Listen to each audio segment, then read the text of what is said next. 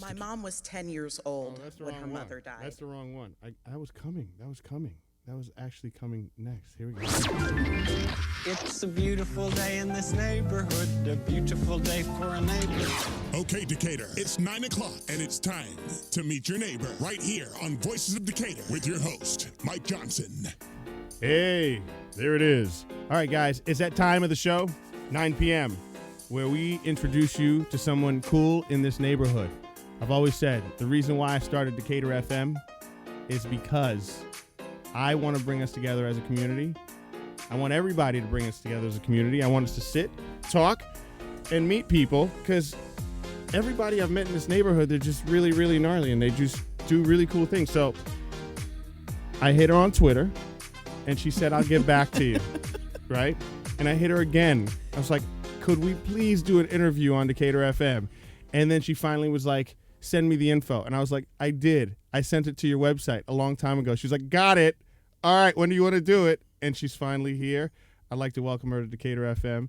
Nicki Salcedo's in the building. Thank you very much. Thank you for having me. Man, I appreciate you coming in. Like, I tell you, I'm never really, honestly, this nervous.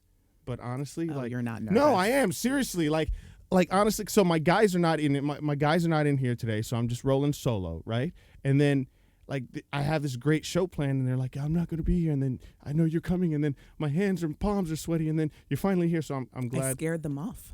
Nah, I don't think. Yeah, maybe. No, you didn't. But you know, their loss anyway. So listen, I just wanted to have you in here to sit and just chat and have some conversations. I want to hip everybody in the neighborhood to who you are, if they don't know you already, because they don't know me. No, they probably do. All right. If you've read Decatur-ish, and do you still do Atlanta Loop? No, I'm just back on Decatur-ish. Okay, so if you know Decatur-ish, then you know who this gal is because you've seen her writing. All right, you've probably read a lot of her writing, or you've gone on Amazon, gotten her book. Shameless plug. Shameless plug. But she is an amazing author, speaker, catalyst. I make things happen like science. I dig that. All right, and we're having a conversation right before we get on, and I find out she's like a super comic geek, which I love, which is awesome. We'll get into that a little bit. Yes, a little bit in the interview. But so you went to Stanford, right? I did. You're an Atlanta native, Mm-hmm. right? You've written a couple things, couple books. You've won Maggie Awards, right? What else are you gonna do? I mean, it goes on and on and on. What do you want to do? What's next? I haven't done anything yet. That's she's just starting, right? Just starting. Just starting. Yes. Is that what you're doing? Yes, because right now, my life is complicated. My kids are little. Eventually, they'll start leaving me, and I'm going to be amazing. I forgot to tell everybody she's a mom of 4 too. By the way, that's just something else to add to the. I don't recommend it. Mom of 3, maybe. Where do you stop? 2, 1. 3's for quitters. Three's for quitters. 4, you got to be like completely like bam. You're in for it, right? And you live here in the neighborhood, which is awesome. How long you been living in Decatur? I've been living in Decatur for 15 years and in Greater Decatur for 17 years. Wow. So you really have seen this neighborhood change. And I grew up around here. You did? Mm-hmm. Okay. Where exactly? Well, in Stone Mountain, but okay. DeKalb County. So up and down the street, everybody was in Decatur at some point when right. you were in high school. Where'd you go to high school? I went to Redan High School. Redan, yeah, Yes. buddy, over there in Stone Mountain. Redan Raiders. Yeah, there you go. Cool. So, what made you decide to live in Decatur? Because I always want to know why people moved here. Okay, it sounds silly, but it was near the MARTA line. I like that. Straight to the point. Yeah, we wanted to live. You draw the city and you draw an X, and you look for neighborhoods along the X. That's what we did. And Decatur was And right there. we figured we would have kids. I think my husband wanted 5. Mm-hmm. So we said maybe it should be a nice neighborhood in case my kids have to go to school. You're almost there. Are you gonna go for it? You're gonna go 5? No, absolutely not. Is he still trying to convince you? Maybe we should. No. Conversation done. The kids are trying to convince me. No, there will not be a 5th. No. 6. And you have 3 girls, 1 boy. Correct. That's awesome. Good Yeah. for you. Good for them. Good for him. Good for him. He's going to be the ladies' man if I ever heard one, I'll tell you. I know. So the reason why I wanted to sit and chat with you, right? So I've definitely seen you on social, read some of your articles and your pieces. And what I dig about you is, and I think I was just telling you this earlier, is you have this very serious, quirky, funny, yin and yang tone in your writing, right? Now, don't punch me if you're like, that's not me, right? But I love that. And I love the fact that you definitely speak your mind, okay? I mean, it doesn't hold back. Like, this is what it is, and deal with it, right? I dig that. One thing that I want to kind of start off with is you believe that everybody should write. Yes. Why? I think it is an easy form of therapy. I think it is a good way to clarify your thoughts. I think it's one of those muscles that can help you in anywhere you work. There's no field that you're in where writing wouldn't be a valuable skill. It's so good. It's so good for the brain. We can live in our head forever, but writing is a way to turn it into something that you can see. I actually I get into this whole biohacking thing about things that are good for you, right? And I've read a couple studies that said that actually writing is actually good for your nervous system. Really? Right? Yeah. Like it just goes, like you said, practicing the muscle of the brain, if you would, and it basically helps the rest of the nervous system, right, calm down. And I don't know if that's partially because, you're getting whatever's trapped inside out, right? But a lot of people have said too as well that by letting that stuff out, there's a really cool doctor. His name is Dr. Sarno, and he wrote this book about like back pain. And he always said, when you're going through that, if you're going through like these tensions and what, a lot of times, man, write stuff out, right? And it gets it out, and it just so there's got to be some kind of you got to be onto something, right? I should start a research group. We should start. No, forget Everybody write now. Forget research group. That's the new pharmaceutical company. Yeah. Pen and papers for everybody, right? Pen and paper for everyone. For everyone. Now, how does a person, like, everybody should write, but I sit down and I don't know where to start.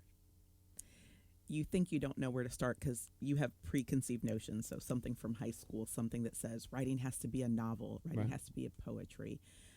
Writing can be anything. Writing can be, writing down your grandmother's recipes. Writing can be, what you observe. It doesn't have to turn into a big thing, and I think that's what prevents people from writing. Obviously today, with social media, people are writing more snippets, but I don't know if it's thoughtful. Right. So, for me, the act of writing is thinking about what you want to write, how you're going to write it. So it doesn't necessarily have to be long form. No. Per se, but put some thought into it. Put some thought into it. And probably your tweets and your status updates might not always be thoughtful. So more people are writing, but I wish more people would just take the time to say, who am I? What am I trying to say? What does this mean? How is this going to feed me when I look back on it? Because a lot of times when I write something, you think it's for you, but it's really for me. And when I go back and read it later, it helps me feel better because it's something that, I was working through. So, but maybe it's that, but maybe it's that connection though. Maybe you're writing, I'm on the same frequency that you're on. So maybe I have attached myself to what you're doing, and maybe I do attach it to what's going on in my life. Right. I hope so. So, but I feel like going back to like the tweets and like the social writing that we're doing, I think that we've been programmed to keep everything at 140 characters. So no, seriously, like anything past that, it's like, okay, this doesn't make sense. It's got to make sense in this amount of time and this amount of space. So that's all I'm limited to. So how do you get out of that rut, right? Because if I write, anyone sits down and write, and they start writing, and they get past 140 and they read it to themselves, they can just go, oh, no, this doesn't sound good, throw it out, right? You don't encourage that, though. I mean, would you encourage that, or would you? No. I mean, no, I'm just saying, like, that's I don't know if that's called, like, writer's block, or if that's called just not being used to it. Well, we censor ourselves, and we're our own critics. Right. So throwing away or wanting to throw away is like a natural instinct, but keep it. You might look at it and with a different perspective in another week, another year. Right. And the 140 characters, yes, is an issue, but also the idea that people are now writing to be noticed, Yeah. right? So I'm not just tweeting, but I'm hoping that it's going to be something that is viral and 100,000 people. And it's like, I challenge all of that for social media. Right. It should just be good. Right. And then don't worry about how many people. Right. What age did you fall in love with writing? Probably 8. 8 years old. Mm-hmm. What was the first thing you ever wrote? Do you still have it? Is a question. I still have it. It's a little Garfield diary. Had a little snap to keep it closed. Like the lock? Yeah. Had a little snap lock. Yeah. And I wrote in there. And if I read it now, it says what I ate for lunch. Okay. And maybe if I went to recess or what I wore. Yeah. It was almost like just a catalog of what I looked like. Yeah. I ate this, I wore this, and that was it. Okay. There were those, but I do have it. Yeah. But apparently at age 8, I thought I would need to work something out. There was something in the world that I felt like I needed to document, observe. Right. Right. And so ever since then, I mean, I was writing short stories when I was 10. Okay. They were awful. They're They had, really bad. everything was a version of the book The Outsiders. It was like Right. me and my 6 brothers. Right. And me. You had and- 6 brothers? No, Oh. but in my story. Oh, in your I story. was Okay. there. I was like, oh, okay. I get The Outsiders, but I thought Yes. that was like real life too as well. I was like, whoa. It was the entire cast of The Outsiders Right. plus me Right. in Stone Mountain, Georgia. Love so it. that's why I wrote many stories like this. You talk about, with the writing obviously comes the imagination and how important that is, right? Mm-hmm. We kind of think, yeah, it's great for kids. You talk about the Yeah. Garfield little clip and Mhm. the 6 brothers and all that stuff. How important is that for us as we get older? Or how? Let me rephrase it by saying this: do we lose that, or have we lost that as we've gotten older? Oh, we lose everything. I mean, aging and getting old physically is fine, but it's like the removal of like joy that's the terrible part of aging. Right. Because I'm like, I don't care about wrinkles or my gray hair or anything, but just like with age, people say, stop running. Your imagination, don't have an imaginary friend, don't do XYZ.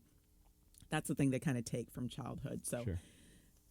that's something that people lose, but it's important because my imagination is how I keep connections to people. Yeah. I used to do this thing where I'd see people in passing and I could make up a story about their life. Yeah. And so I don't see someone who's like beautifully dressed and elegant and in a fancy car and immediately assume they have a perfect life. I'm like, that person's on the run from a spy from XYZ. So I always can connect with people because my mind is open to who they are without just saying, well, tattoos, baseball cap. Okay, so it's Okay, this make kind up of my person. story.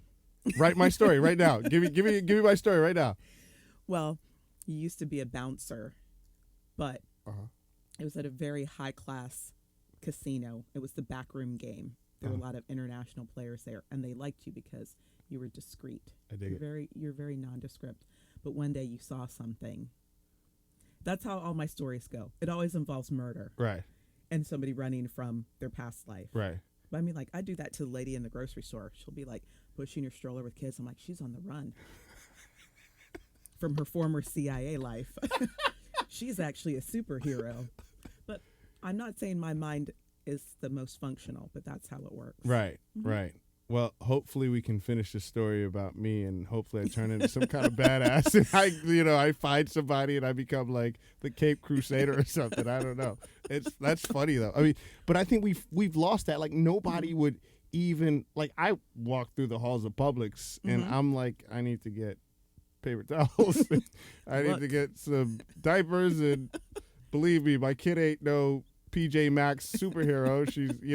She's gonna need this to wipe. So we lose that, right? How do you reintroduce it? So try it the next time you're in the store. So you just said you're going to be in Publix, you're looking for something. Just look around and just give yourself a minute. It doesn't have to be an hour. It doesn't have to be you in the coffee shop writing on, just give yourself an hour and just say, or look at the person's name who's ringing you up and you see their name. There's a story there. Like, even with no details about age, gender, anything, just like a name, like, oh, boom. Right. So how you do it is just give yourself a chance to look at the world and say, oh, do I actually look? Am I actually looking at the world? Right. I think it's so easy. Sometimes people say, I can't believe you noticed that. And I'm like, I can't believe you didn't. Right. The nerve of it. Right. I got but you. It's a practice thing too, like writing, which is just like looking. Yeah. I should work for the police department. There you go. There goes her mind again. there it goes. And she's a detective. Yes, I'm a detective and now. she gets hired by the FBI. I dig that. So at what point, so you started writing at a young age. You went to school for writing. Mm-hmm. You come out, and is it, I'm going to write a book? Or was the book always before school? No, because writing a book isn't really income generating, meaning you can't make money writing books. So I just thought I would study writing because it makes me happy, and then I'll work a regular job. And that's actually who I am now. I work a secret regular corporate day job. CIA status, yeah. Yeah. Okay. And then I write at night. So I always thought I would eventually write, but circumstances allowed me a few years ago. Before I had kids, I had more time, and I wrote a book. But I'm not even talking about the writing the book for the money standpoint. I'm just talking about, like, that's the goal. Was that the goal after you got out, or was that always the goal? Like, did you ever think about it before school? Or because I've always thought that writing a book is the most intimidating thing one could ever do. Well, I mean, I didn't think I would write a book that people would see. I thought I would write, like, generically. I would write short stories. I would write some little poems and, turn them into scrolls and stick them in people's Christmas stockings. Like, I didn't think I would write a book. Right. I just, even after going to college and studying writing, it just didn't seem reasonable. And now I wish somebody had said that to me at a younger age. And, for any kids in high school, anybody who I meet now, I'm like, you should write a book. You should do it. It's something you can do. But no, in my life, I did not think I was going to write a book. I actually, so I know you've written, your romance novels, and then you've written some essays, some short stories. Let's talk about the romance novels real quick. Woohoo!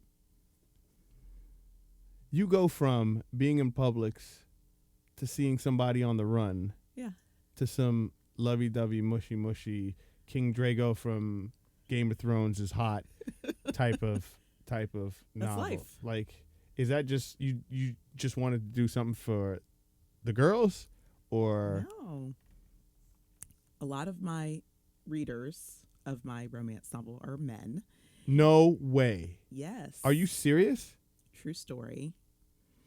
What? True story. And as a matter of fact, someone told me, also somebody in Decatur, so I won't divulge who, said he was walking down the street and saw 3 men walking holding my book a couple years ago. And he was like, I know, Nicki, what are you doing? And the 3 men said, our wives read this book for their book club, and they told us we had to read it. So they were going off to the coffee shop to go have their dad's book club about my book. What? Yeah. Love is for everyone. No, I agree with that, but I mean, It's true. you'd never think that you see a whole bunch of fellas, manly men, reading the romance novels. They should. So you're saying I should? Because I stay away from romance type novels. So in romance, I can give you just a quick tutorial. There's something for everyone. So, I like a little bit more adventure. I like a little action. I like superheroes. So mine tends to be a little more towards crime, suspense. Getting the girl. And, well, she's going to get him. Oh, girl getting the guy, sorry. Or, I don't know. Everyone's going to get everybody. Right. So, and then there's some that are sci-fi. There's some that are paranormal. If you need a vampire. If you need a sweet one that's with the Amish people and it's just holding hands. So there's literally something for everyone. So if you need a scary, like horror, you can still find written in romance. Right. So it's probably 75% of all books fall into the romance genre. More than half of the books. Not sure the stats, but a lot. Wow. That's because they're good. They make people happy, and then if they have warm feelings, they have happy relationships. I think when I think romance, like prior to being introduced to you, like obviously as a kid, I think Daniel Steele. Yeah. So it's come a long way. Okay. And there was definitely a history of maybe more stereotypical. Is she still writing books, by the way?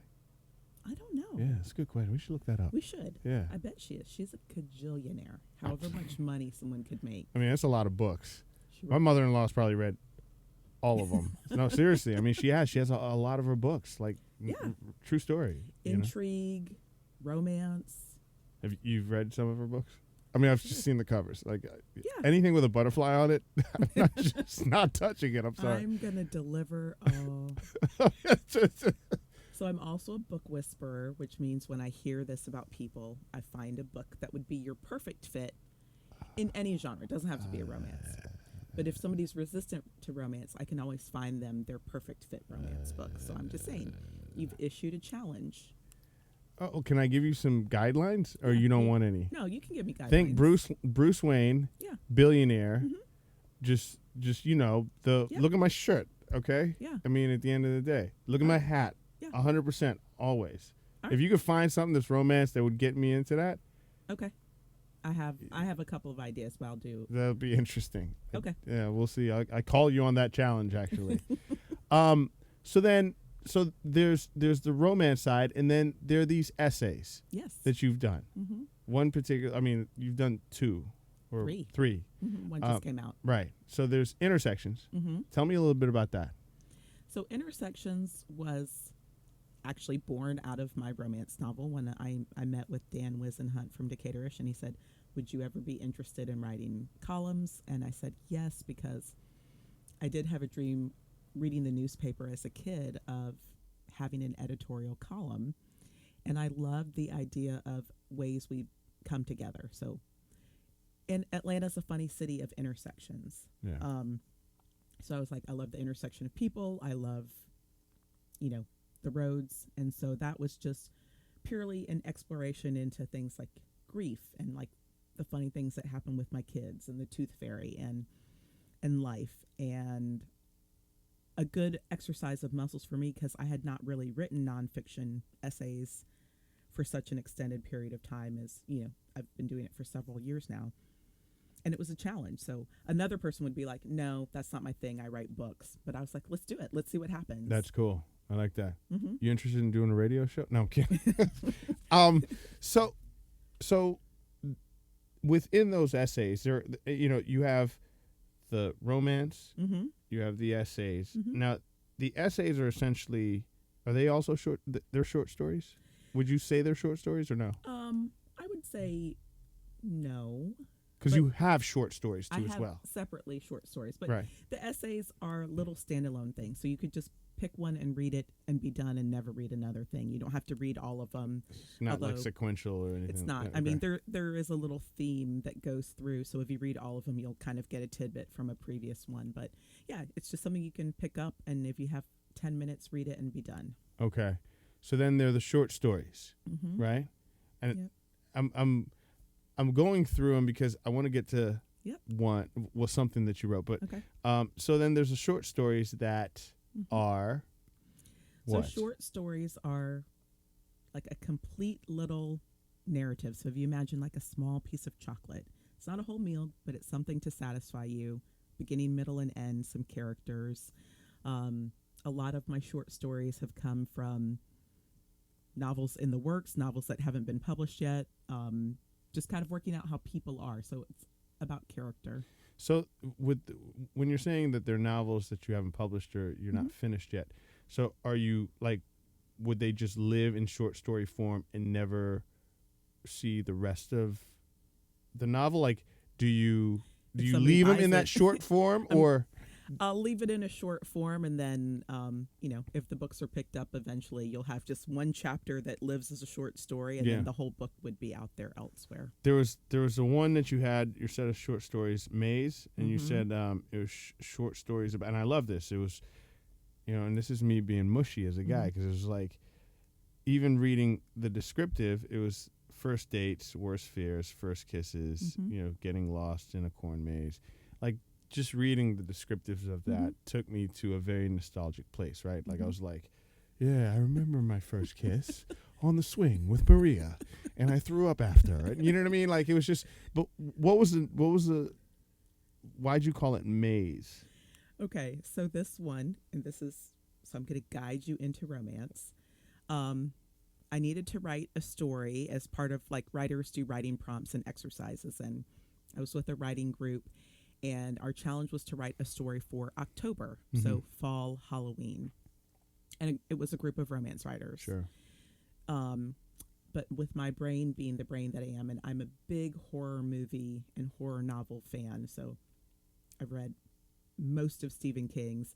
I thought it would be wonderful to write this beautiful, short romance with horror elements in it. You didn't have a clown in there, did you? Creepy. Not quite a clown.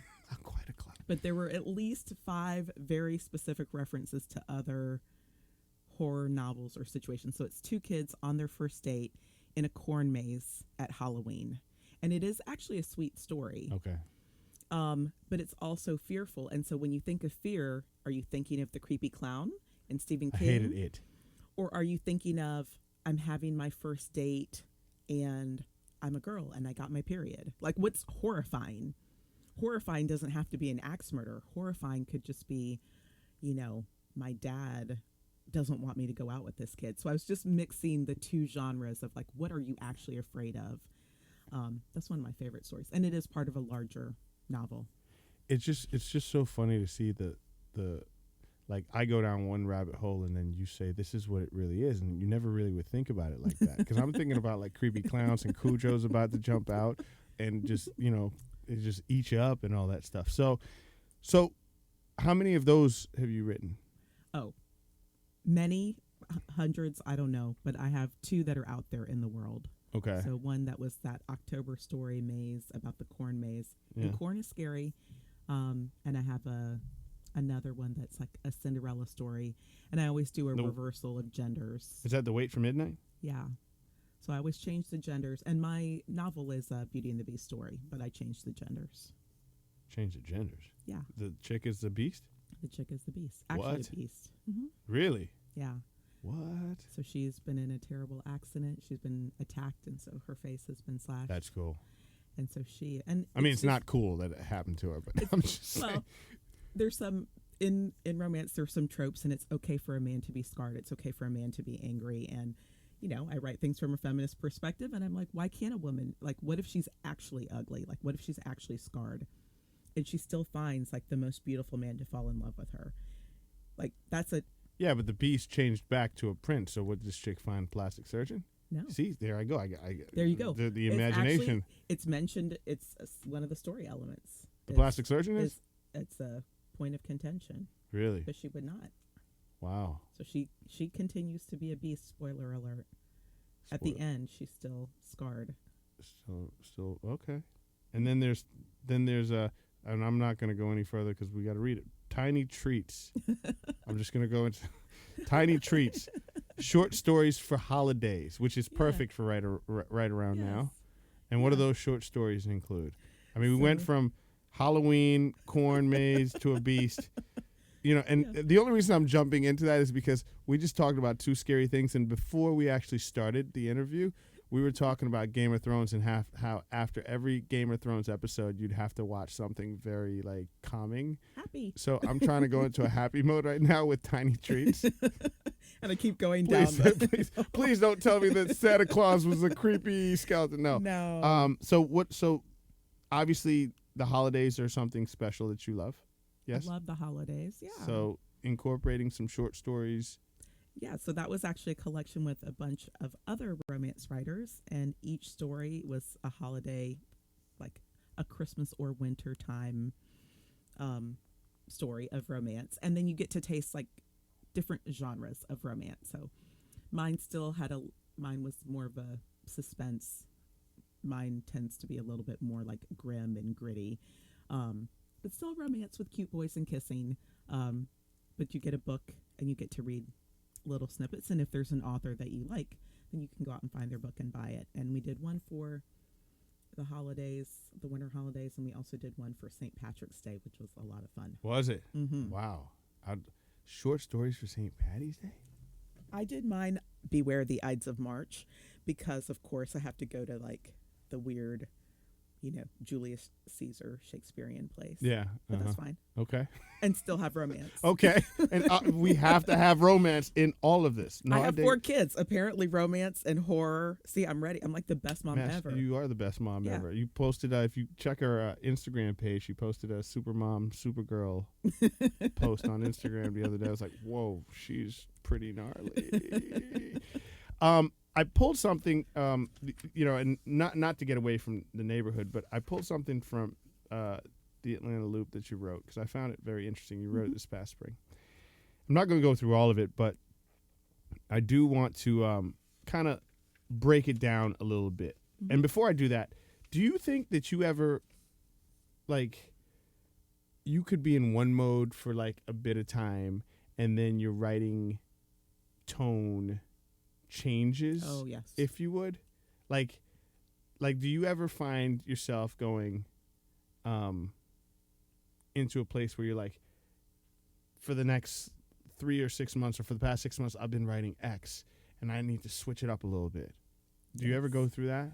Absolutely. And I recommend it because writing should be fun, and at the point you feel like you're doing the same thing over and over again, it's not really writer's block, but that's when you're like, I don't want to write. You do have to switch it up. But does that throw your fans off? I mean, I know you said you don't write for them. You write for you. Don't. I'm sorry, guys. Right? It's for me. But does that throw them off? I don't know. We'd have to ask them. They've stuck with me so far, and maybe that the variations of tone I have are like very real. When I started writing, it was shortly after my dad died, and I mean, I have dozens of pieces about grief, and I mean, like literally writing about standing in the cemetery and missing my dad. And I have kids, so there are a lot. I write a lot about the tooth fairy. It is like there are 1 million teeth being lost in my house. So some of them are fun, like just ridiculously funny. Yeah. And maybe those kind of changes in tone people can identify with, because would you trust someone who's always happy? No.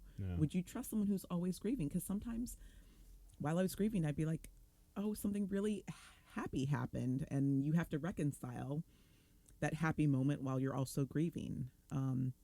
So the reason why I asked about that shift is because when Commissioner Kelly Walsh was in here with us, she was talking about you on the air, and she said, how amazing you are as a writer and an author. So sweet. But she said that, there's something different about her writing going on right now, and I don't really quite understand where it is. So that's why I started thinking like, well, is that a shift that you would go through where you're like, I'm on this path at one point and I just want to get off. Like, I'm just done. I think I want to go down this path. Oh, because... Or am I explaining it correctly? Or am I interpreting it right? You are completely correct and accurate. And we're in a very curious time for media, creating media, the consumption of media. Right. And I would not say it's a happy time. Yeah. And it is a challenge when where I come from is a place of, I want people to think. I don't necessarily want people to be happy, although really I do want people to be happy. But I want people to think. I want people to be open.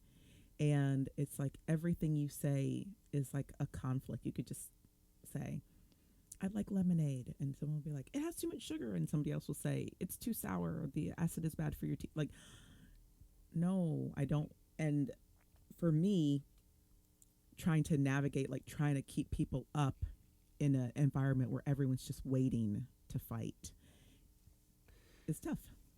Great transition into this. So I'm going to break this down probably sentence by sentence, Okay. or, paragraph by paragraph. We'll stop where I have questions. But you wrote this past spring, and I found it really interesting because, like I was saying earlier and explaining to everybody, that there's a yin and a yang about you, which I feel everybody has, and we just don't seem to admit it. But you wrote, I am not a writer. I tell stories, and stories tell me, right? How does a story tell you? It's those things I see in the mall, in the grocery store, wherever. Like, I don't want to notice, but they just come at me. The stories just come at me. Right. You say, I stand on the sidelines and watch the world spin by. The whole world is a carousel. Sometimes I wonder why everyone is spinning and I'm not. Mm-hmm. I think I understand what you mean, right? Because I think we all live in that kind of paradigm where it's just like we're in the center and there's like a whole bunch of stuff going on. But how would you explain that? I mean, is that what it is? Yes. Or it's the world. It's, the anger, the frustration, the sadness, the rage, and being like, how do I stop the swirl of this just around me? But and as you stand in the center, right, and you see all that, what's that emotion that's happening in the center? But guess what? I'm not in the center. I'm on the outside of the carousel at the gate. Like, I didn't have enough money to buy a ticket, and the carousel is spinning in front of me. And that's the vision in my head of just standing there like, should I get on there? Because everybody else is on there, but it looks like a mess. Regardless of position, sideline, center, you're on the side and you're watching, going around, and you're watching this person, that person, blah, blah, this, that, this issue, right? Is there reaction to that? Like, is there reaction that you have at times like, gosh darn, I'm going to get on it. I don't want to get on it. I don't know you know what I mean? That's my writing, though, because my writing is how I get on the carousel. And it's very emotional. It's very draining. So when so there are times where you do get on. I get on a lot. Right. Mm-hmm. Do you get off a lot? Yes. You do. Yeah, recently. And then when you get off, do you say, wow, that was one heck of a ride, and why did I jump on? I do. You do? I know why I jump on. I mean, it's like you have to participate in life. Right. But sometimes it's okay to step back and say, I'm going to create my own world away from the swirling mass. And so, yeah. Okay. You went on to say, I watched my kids play on an open field. I watch the protesters march on. I see what hurts. I see what divides. People forget that we can be divided inside. It's not just the world that's broken. Mm-hmm. What does that mean? We're broken. We're broken. Individually? Yeah. And it's tough. And if you have kids or if you have friends, we watch other people's lives. And it's easier to look at someone else and be like, oh, they should do X. It would be so much better if they, didn't do so much of that. Like, it's right. It's easy to look at someone's life being on the sidelines. But we never look at our own and say, gosh, what are the broken things inside me I need to fix? And maybe it goes back to the writing. It's just like the writing. Maybe you don't know where to start. mm-hmm. Sometimes I look at a blank piece of paper and I don't know where to start writing. Mm-hmm. And if I start writing, maybe I think that, writing in the middle isn't the right way. Maybe it's not the beginning, or maybe I can't write the end. I know how it's going to end, but what happens before? Mm-hmm. The question is, why do you think we're so divided? Because we're broken? I think people are afraid right now. What? Of what? Everything. of something being taken from them, of being hurt. I don't think I grew up with this much fear, this kind of fear of things being taken. It's interesting to see, and I've read some things that say the post 9/11 era has kind of created this because we're so afraid of something catastrophic again. But in my mind, it's like, I guess I've released fear. Like, fear is just something I've gotten rid of, and I used to be afraid of everything, and now it's just like, well, I'm gonna die. Like, I can't be afraid of dying. I'm going to. I'm not gonna not get on an airplane. I'm not gonna not go into a certain part of town. I'm not gonna. But that fear is the thing that keeps us away from other people, and it's very interesting. As soon as you're with people, you realize everybody is the same. I had a very interesting conversation with a gentleman that I'm also going to be doing an interview with in 2 weeks. Right, he's an artist, he's a painter, older guy, he's about 76. Mm-hmm. Okay, and he said, "We're in this pendulum right now, if you would, right?" And I'm getting a little bit more specific, just getting to your point on fear, right, and just where we're at on the divide. And the pendulum went like this. At one point, it was a race thing, right? Yeah. Black, minorities, what have you, right? And then that kind of settled down to a degree, and it swung another way, and now we're in this kind of like Me Too movement and, gender-oriented type situation. And then he even said, and this guy's a white guy, right? He said, and now we're going to be going into this other swing where you have now, like, white men are going to feel like they're the minorities and they need to fight and they are fearful right now. And he said, at some point, I think that the pendulum is going to eventually center and stop, right? I say that to say, the next line in this paragraph is, I'm trying to pick up the pieces, right? If we can pick up, like, how do we pick up those pieces so we can get that pendulum to stop swinging in such an erratic form and kind of settle down, so we're not fearful to talk, we're not fearful to meet, we're not fearful to conversate and say things. How do you pick up those pieces? Like, what do you suggest? Like, you see these things, you're in Publix, you're on the street, you come up with an idea, your imagination comes up with something, right? How do you take that, translate that, so we understand it? How do we all do that? Picking up the pieces is, it's what people are afraid to do, because in all those broken pieces, it's that yin and yang of saying, I'm not 100% for a certain issue. So, we just said Me Too, we just said racism, we just said, religion is an issue. We aren't 100% yes or no on any of these issues. And the pieces is kind of reconciling, where are you? And are you okay? Are you okay with who you are in all of this? And why do you have to take a firm stand on either side? Because that firm stand is, where the rifts occur.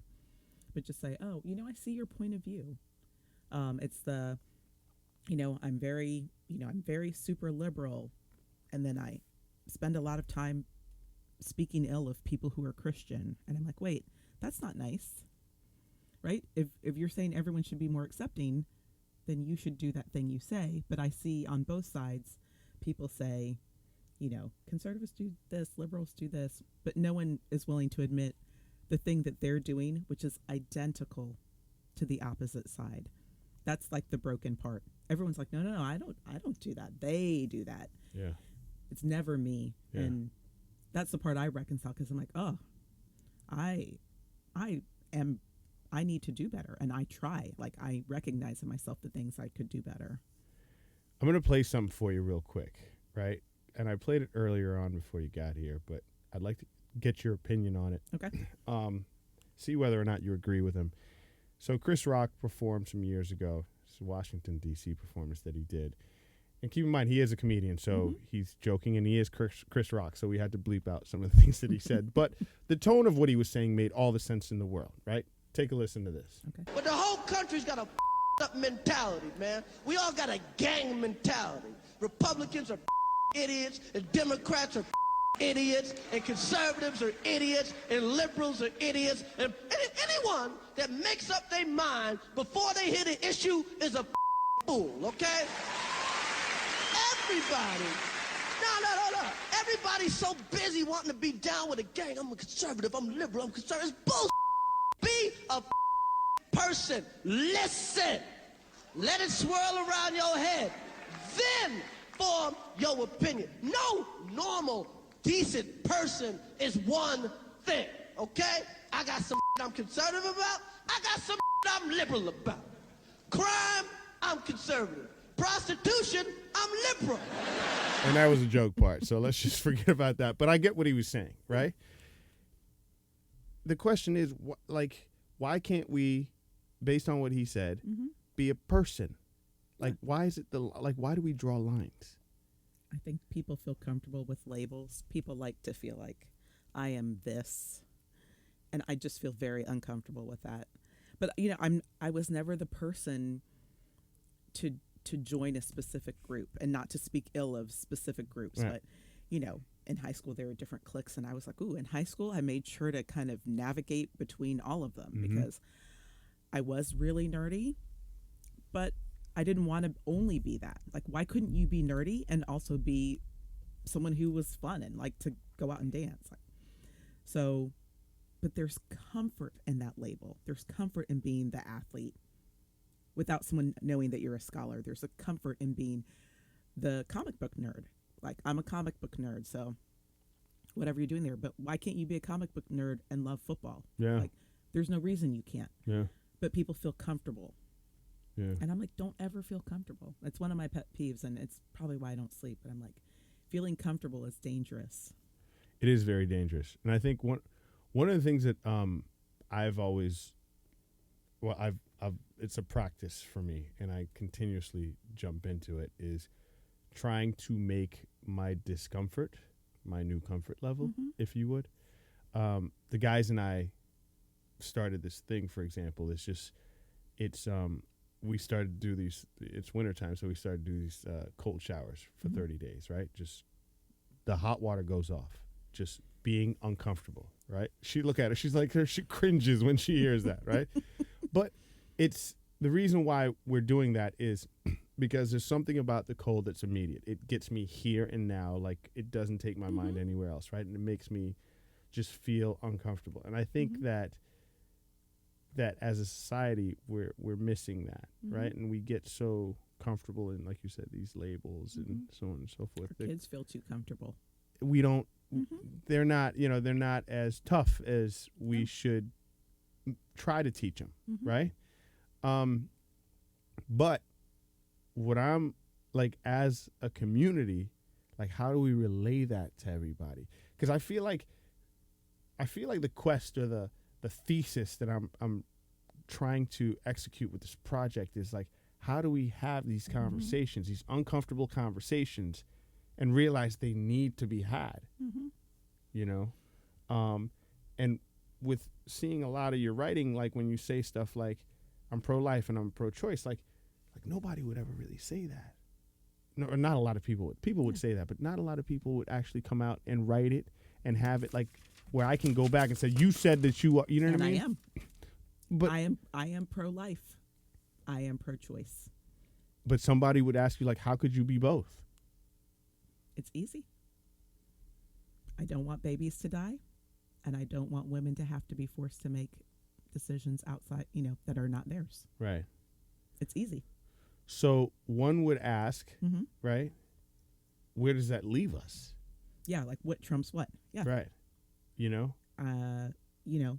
I think it is okay for there to be things that we feel are questions that we have that are not completely answered. And so if you say, gosh, I don't think, babies should die, but that means I think we should have access to birth control. I think men should be punished for raping women. I think men should be held to a higher standard for their sexual behavior. I think a lot of other things before I get to babies who die. Yeah.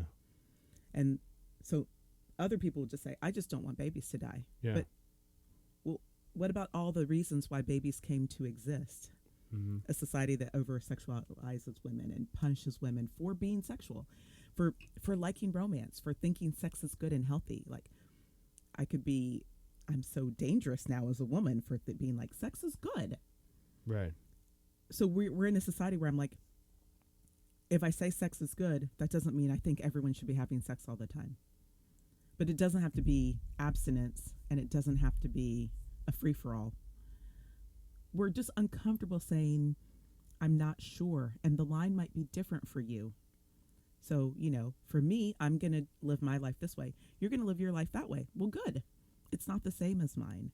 That's the other place where, the issue happens, where people feel like what I do has to be what you do. You do not have to read Spider-Man comic books just because you I do. like them. Yeah, you do. Yes, you do. Everybody should. No, I'm just kidding. Spidey's the best. He is. Better than Batman. Ooh. Ooh. And to that, my dear, you get the wrong. I dig it, and I dig what you're saying.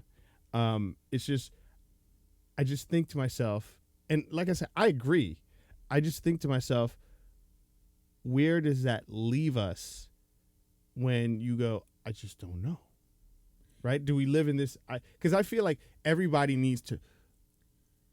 We live in this society, not me saying this. Yeah. We live in this society where it's like everybody needs to know. You know what I mean? Like the president of the United States, regardless of who they are, not the current, but whoever they are, could never, ever get on national television and say, I don't know.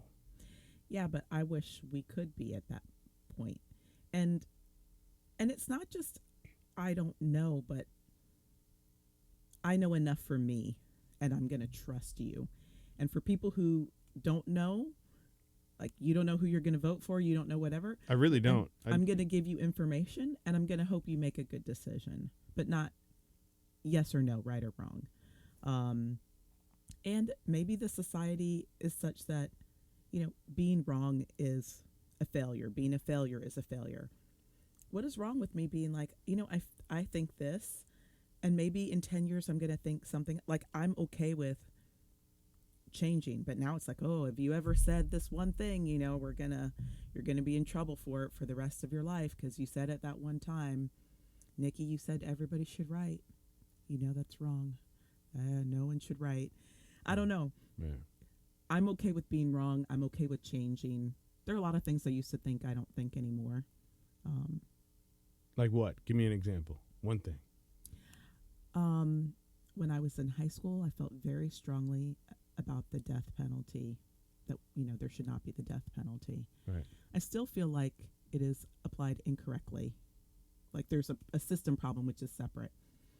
But as you age and as you have children and you worry about the people you love, and I'm like, oh, well, now that I'm older, if somebody ever did something to my family, I would want them to die. The younger me was probably right. The older me is actually worse and less sympathetic. But, in my younger stage, I was like, never, ever in any situation would it be right. And now I'm like, don't cross me. I don't know. I don't know what I would feel like. And that's a tough one. That's, some people are like, oh, don't say how you really feel. But I'm a writer, so guess what? I say how I feel all the time, and it's just out there. Do you think that's another thing? Like, we tend to censor ourselves when say, like, and I don't think that's right. And I feel like here's the fear, right? For me, right? It's the censorship, right? And what I mean by that is this. Like, last night, I got into this conversation socially, and I'm trying to get your opinion here about the candidates that are running for governor of the state, right? And really, it started with, my wife made a comment, and one guy just automatically assumed that she was for one particular party. And she was like, dude, I didn't even say who I voted for. And I'm the type of guy, I normally, because my wife is really good about handling herself, and I'm one of those ghost social people, like, watch. And so, but then I finally was like, that's it. I got to enter it. Like, this dude is disrespecting. And I jumped in, right? And I went into this whole ordeal. But what the outcome of it is, what I wanted to do was change my social status to say, you know what? I don't know who I want to vote for because both candidates are scum, right? Is what I wanted to say, right? But right when I was going to hit submit, I erased it. Yep. In the fear of Yes. the conversation, what would be started if I said it. Correct. You know what I mean? And I don't know if that's wrong or right. And I'm not looking for, Yeah. you know, I'm just saying, like, is that, I'm not looking for you to give me any opinion, but is that wrong? No, I mean, like, why do I feel like that is, you know, as a human asking another human being, Yes. like, why do I feel like that? Well, Your opinion. I do the same thing. So I will write something and I will not click send. Actually, they'll copy and paste it into a document somewhere. I don't delete it. Right. I'm like, I'll come back to those angry thoughts later. Why do we do it? Some of us try to be careful, not everyone. And I actually respect that you were like, should I say scum? Did I really mean, like, you know, what did I mean? Right? That's the writing process. Right. I'm okay with that. Right. It does become a challenge, and I struggle with it because I do have kids and I do live in a community, and I do, you know, I don't want someone picking a fight with me in carpool because I said both of the candidates are scum. Right. And I think it's okay because we're in such a social immediate world that what you say there does have an immediate ramification. So it's a trick, and it's actually why I like fiction a lot. I accept the essays. I love the essays. I think they're important and they're very true. But I think in fiction you can get very directly to the truth about people without saying, I think this issue is right or wrong or XYZ. Like, you can really, in fiction, and other people challenge me on this, but in my world and the way I write, I can say more truths about people in the safety of a fictional It's world. like the okie doke. No. Yeah. Yeah. It's like the banana in the tailpipe. No, I feel you. Yeah. No, I get you. I mean, you know, you would just hope that at some point we could express those thoughts. Now, with what I was saying as far as scum, maybe I need to express it differently. Maybe. Right? But, you know, it's just, I feel that fear too as well in certain things. But I just think that discomfort needs to come to the forefront. I feel uncomfortable with anyone who's just 100% anybody, because I'm like, well, maybe you're more for this person, but I mean, you should be able to say good and bad about both sides. Sometimes it's harder to say something good about certain people, but you should be able to say, on that issue or that thing, I respect that. I think that's interesting. That's good. I'm going to give you a couple words to hear how you'd start off a short story or an essay. Okay. As creatively as you want to. Okay? But it'll be like real life things or whatever's going on. All right? Decatur.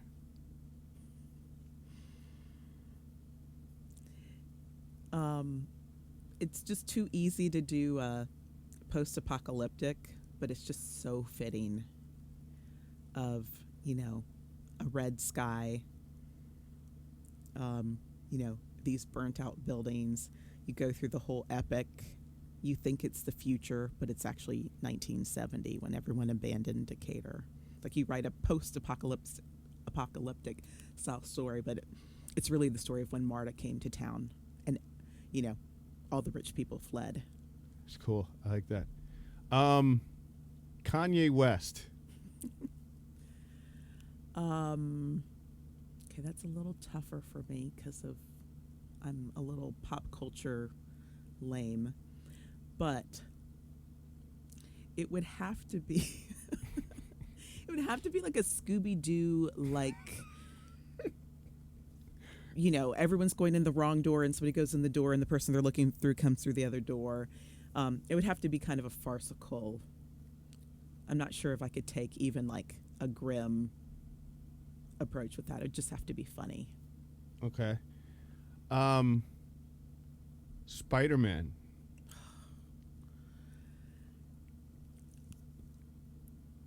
It would be a political story. Because what if the radioactive spider bite, I mean, the thing that both destroys you and like redeems you, is something you want to like replicate in society. But then what happens when it becomes sort of another label, another identity of those people? And Peter Parker would be the hero, and sometimes he'd have his shirt off and he'd have to kiss me. There comes a romance. Okay, since he kisses you, child number 5. Oh, so this is, I've been working out this one. Because it wouldn't be a human. So child number 5 would actually be the alien baby, like the alien baby. But you never know, is it like the good alien? I mean, I watch so much like sci-fi. It would be the alien that starts out good and then morphs into a monster. But then it's the monster that saves Decatur. I don't know. Right. Oh, there you go. I like that. That was good. I like that. Man, I want to thank you for coming up here tonight. This was fun. This was a blast. Please tell me you'll come back. Please tell me you'll come back. I will come back. I have a voice made for radio. Do I have to tweet you again to say when are you coming back? And then you're like, I'll get back to you? I have 100 unread emails at any given day, all from school. Okay. Oh, I'll come back. That's allowed. I'll come back. What are you doing with Decatur-ish now? So I'm going to start a new project. It's called Flicks with Nicki. Wow. So I'll be watching movies. I watch a lot of movies. And on my personal social media, I do mini movie reviews. So I'll see a movie and I'll do like 3-line movie reviews. Mm-hmm. It's supposed to be funny. But now I'll do something a little bit longer for Decatur-ish. Can we like make suggestions on things Yes. you should watch? Absolutely. Okay. All right. I Yes. just want to make sure that we can keep you bombarded with not just 100 emails, but maybe 1,000 emails of things that you need to watch on Netflix and stuff. Although you said you're not like big on Netflix. You're more like going to the 2-hour in and done type of thing. I like the movie theater because I can turn off my devices. Yeah. And if you're watching at home, you can also be checking your email. Right. Well, maybe we And- give you something that good that you won't even touch. Well, I do at home. I really do try to just turn off the phone and everything. Yeah. And I love Stranger Things. I have, if it's a Stranger Things like show, it's my kind of show. I'm Yeah. watching it. Yeah. Where can people find you other than Decatur-ish? I teach at the Decatur Writers Studio. I have a class on December 1st Okay. called Losing Your Writing Inhibitions. You should come. Who should come? Me? Yeah, you should come. You're looking at the blank page. I'm going to teach you how to write. Hey, look here, man. I got pages and pages of stuff that I wrote. No, I mean that'd be cool. So it's December 1st. Where do we sign up? You can sign up at DecaturWritersStudio.com, and there's a lot of other writing classes in addition to mine. Short stories, essays. Do you actually write when you're there, or do you just? I make my students write. The different instructors have different strategies, but I actually make my students write. Do you make them get up and read? They do not have to read because I want people to feel comfortable. Option, if they so feel like sharing, we do have sharing, and it's actually a really fun class. I'm actually teaching it tomorrow night in LA at the Ripped Bodice, whoa. which is the only romance-only bookstore in the country in LA. So I'm teaching a class. All romance books? All romance. Nothing but love. Nothing but love. Oh, I'm like actually it. going to go tomorrow. I'm going to find a book for you with a Batman-like. Good luck. No, Good luck. Let's see. Good luck. you're going to thank me. Hey, listen. I'm open to it. I just if it's got a butterfly on it, don't bring it my way. Do not put it in the mailbox. It won't get read. But no, I'm gonna with find you. Something good. I can't No, wait. find something. But I'm open to it for sure. Okay. And then the last thing that I'm gonna do before we close out is I actually pulled a reading that you did, Destination Motherhood. Yes. Tell me a little bit about that before we close out. This was for a program called Listen to Your Mother. So motherhood stories, not just women, but women or men who have stories about either their own motherhood experience or their own mothers. And I thought I would tell a little bit about how or why I became a mom.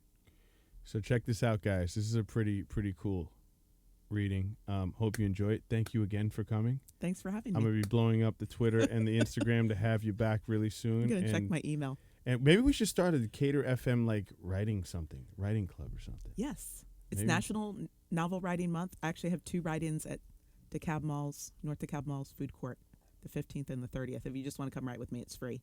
All right, so we'll be talking about that too as well, guys. Tomorrow we got a musically. So first of all, let me explain it. So we did writing today. The next 2 days is nothing but music. We got the Collins Drive Band. They're going to be doing an unplugged performance right here at Decatur FM, and then we've got Ruby Vell from Ruby Vell and the Subphonics. She's going to be in here too as well. So we will talk to you tomorrow. Thank you so much for listening to Decatur FM, and we leave you with Destination Motherhood right here on Decatur FM.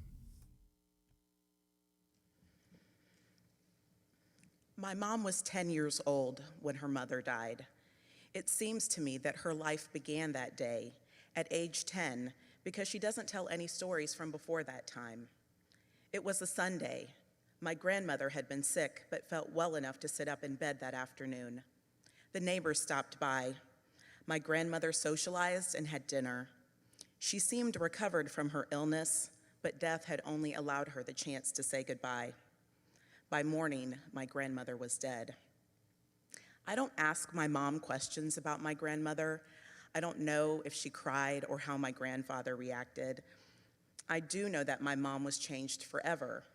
She sometimes starts her stories with the phrase, I never had a mother. She died when I was 10. That was 60 years ago. I've come to understand my mom through those words and that absence. My mom has always thought about motherhood. She knew what she missed having and what she needed. She thought about the kind of mother she would one day become. Motherhood was and is very important to my mom. For that, I am grateful. When I was 10 years old, I would daydream about having Wild West adventures and magical powers. I had a vivid imagination. I traded my 2 real sisters for 9 imaginary brothers. I dreamed of a townhouse to rival Barbie's and a royal blue convertible. In the future, I would have to wear strapless satin gowns with opera gloves. It wasn't because I liked to dress up, but because I imagined I would be a spy. I would be a scientist, a writer, an astronaut, an archaeologist. I never thought about becoming a mother. I would try to envision my future family, and my mind would go blank. I never dreamed of a husband. I never imagined having kids. I wasn't against having kids. Maybe because my mom was so good, I didn't have to think about all the things I would fix. Maybe because my mom was so good, I didn't want to think about motherhood and all the things I would ruin. If you used your crystal ball right now to see my life, you would find that I have not 1, not 2, not 3, but 4 kids. I know this even surprises me, and people ask me the strangest questions. Did you mean to have 4 kids? Well, I meant to have a cat. There's a set of twins in there, right? No twins. I did this 4 separate times. Other people say, you must have started young. Well, yes and no. I had my first kid at 30. To me, that's young. My mom had her first kid at the age of 24, and she thought she was so old. At work, people say, you must have a great nanny. Well, I'm the nanny, and so is my husband. I get this one all the time. You do know where babies come from, don't you? Of course I know. Babies come from under the gooseberry bush. When I say this, people become shocked and proceed to explain the details of human reproduction to me while I'm in the produce department of the grocery store. Admittedly, I am often in the grocery store with my 4 kids. It makes people want to give me coupons and advice and hug me. I don't want any of these things. My life, I promise you, is full enough as it is. I have my own questions. How did I get here? Destination motherhood. How did I end up being a mom and a mom of so many? I have friends who are child-free. I have friends who desperately want motherhood, and it will not happen or has not happened yet. And I have mom friends. I should ask all of them if their life now is the one they imagined at age 10. My husband doesn't get a lot of questions. When people ask him how he ended up with 4 kids, he says, "I like having sex." Yeah. That makes everyone just uncomfortable enough to stop asking questions.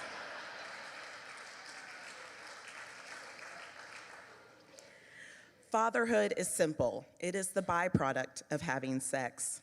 Motherhood is complicated. It has to do with hope and rewriting history. Motherhood is comedy. Motherhood is a challenge. Still, I wonder how I got to be here. Why do these magical creatures crawl into my bed each morning and call me mom? Was the biological imperative so strong, like my husband's virility? Did I need security for my old age? Did I become a mother so I can enjoy life's best psychological experiment? The experiment is not on the children, it is on me. The best truth about motherhood is how much we don't know. We don't know why we lose our mothers. At any age, it is too soon. We don't know why we become who we are. We can't answer the questions from our past or from the strangers who question our motherhood. I may never know why I became a mother, but I do know what I love about my life. I am a scientist, a writer, an astronaut, an archaeologist, and a spy. Being a mother is not the first thing or the last thing I will be, but motherhood is my favorite mystery. That Wild West adventure, those magical powers I imagined at age 10, these dreams sometimes come back to me while I'm in the grocery store. No one ever tells you that reality can be better than your dreams. You might see me in the produce department one day with my 4 kids, and I'll be the one smiling at the fruit.